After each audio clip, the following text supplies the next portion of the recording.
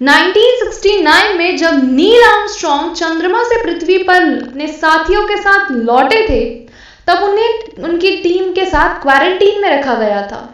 इससे संबंधित कुछ रोचक और बातें लोग आज भी नहीं जानते हैं। 20 जुलाई 1969 अंतरिक्ष इतिहास में बहुत खास दिन माना जाता है। इस दिन इंसान ने चंद्रमा पर पहला कदम रखा था। अमेरिकी स्पेस एजेंसी नासा ने के अपोलो 11 अभियान के 2 सदस्य नील आर्मस्ट्रॉन्ग और बज एल्ड्रिन ने चंद्रमा पर 21 घंटे 36 मिनट बिताए थे। इसके बाद जब दोनों अपने मिशन के अपने साथी माइकल कोलिंस के साथ लौटे, तो पूरे क्रू को कुछ दिन क्वारंटीन में रखा गया था। इस दौरान कई रोचक और अनोखी बातें हुई जो दुनिया के बहुत सारे लोग नहीं जानते हैं। अपोलो 11 को पृथ्वी पर आते ही क्वारंटीन में रख दिया गया था। यह 21 दिन का क्वारंटीन था। यह क्वारंटीन का समय तभी शुरू हो गया था जब आर्मस्ट्रॉन्ग और उनके साथियों ने चंद्रमा से लौटते समय ईगल लूनार लैंडर में प्रवेश किया।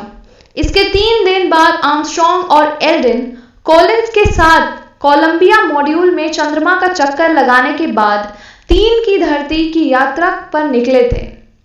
इसका मतलब यही था कि 5 अगस्त 1969 को नील आर्मस्ट्रॉन्ग लोगों के साथ अपना जन्मदिन नहीं मना सकेंगे।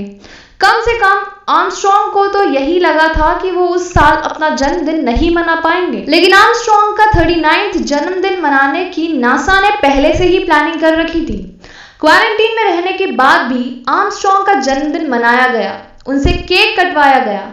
इसका मतलब यही है कि 5 अगस्त 1969 को नील आर्मस्ट्रॉन्ग लोगों के साथ अपना जन्मदिन नहीं मना सकेंगे। 20 जुलाई को ही आर्मस्ट्रॉन्ग दुनिया के हीरो बन चुके थे। वो अपने साथियों के साथ चंद्रमा से मिट्टी के सैंपल लाए थे।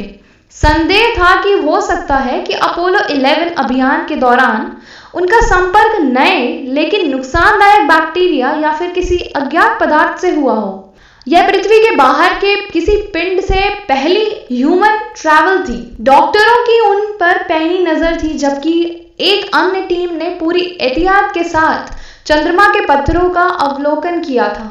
जबकि चंद्रमा से कभी कोई पदार्थ पृथ्वी तक नहीं आया था, इसीलिए इस संभावना को खारिज नहीं किया जा सकता था कि क्रू अपने और नमूनों के साथ किसी भी तरह का जीवन का रूप अपने साथ लाया हो। ऐसे में कोई भी जबकि चंद्रमा से कोई पदार्थ पृथ्वी पर कभी नहीं आया था, इसलिए इस संभावना को खारिज नहीं किया जा सकता था कि क्रू अपने और नमूनों के साथ किसी भी तरह का जीवन अपने साथ लाया हो। ऐसे में जीवन के उस रूप को सुरक्षित करना भी जरूरी था।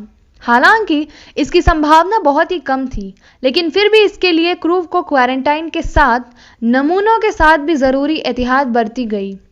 यह क्वारंटीन नासा के किसी भी अभियान के बाद आए अंतरिक्ष या चंद्रमा यात्रियों के लिए सबसे लंबा क्वारंटीन था।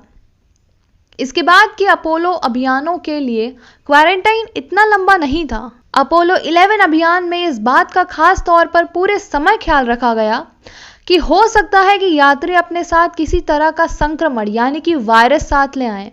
और मजेदार बात यह है कि क्वारंटीन करने का विचार साल 1963 में ही बनना शुरू हो गया था, जब inter agency committee on bank contamination बनाई गई थी।